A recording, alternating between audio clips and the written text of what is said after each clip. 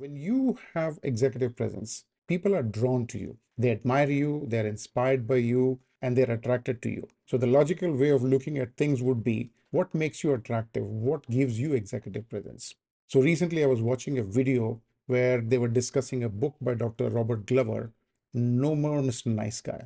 And he said that there are three essences of an attractive man. Number one, he's comfortable in his own skin. Number two, he knows where he's going. And number three, he's having fun while doing it. And I'm thinking in my head that that's exactly what authenticity is all about. To know who you are and to have the courage to be who you are. It's about having the courage to stand up for what you truly believe in, even when it's difficult. And that's what makes people attractive to you. That's what gives you the executive presence. Now, the problem with the popular literature on executive presence is that there's too much of emphasis on dressing up your communication or the way that you look and come across. But that's kind of superficial. And at the same time, it makes a lot of people uncomfortable because you're asking them to do something that they are not. So the challenge is, how do you get your executive presence while staying authentic? How do you find your own authentic brand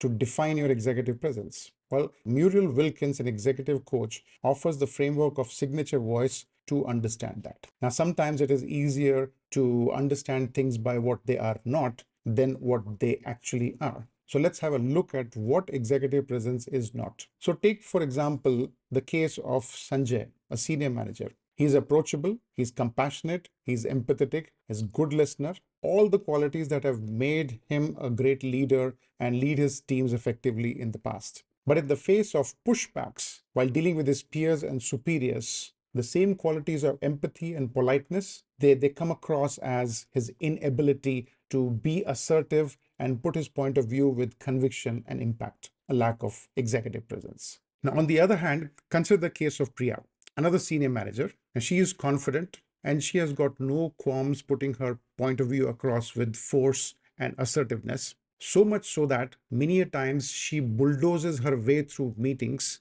makes her voice heard, and makes sure that her team's interests are protected. Now, this to her peers and superiors comes across as aggressive, being insensitive, and inability to take in multiple perspectives. So as you can see, both Priya and Sanjay are losing their executive presence, but in two very different ways. So the challenge is to find the right balance between empathy and assertiveness to be able to stand up for your values and beliefs and at the same time be able to connect with your stakeholders in a meaningful way. To be strong, yet be approachable.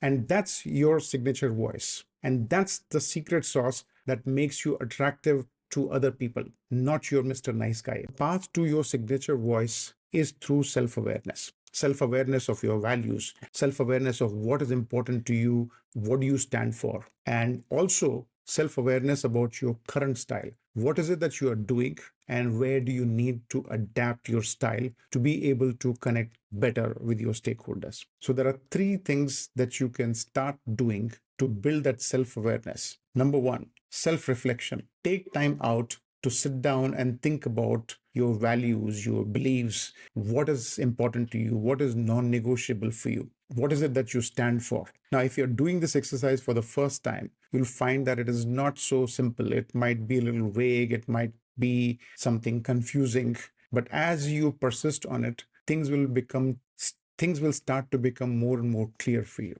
Number two, observe your communication style. What do you skew more towards? Do you skew more towards your voice of self or do you skew more towards your voice of others? Where exactly do you need to make the changes? How much do you need to become assertive or empathetic to achieve that sweet spot? Number three, seek feedback. Now, each one of us has our own blind spots, and that's the reason it's always a good practice to ask other people. Blind spots are like body odor.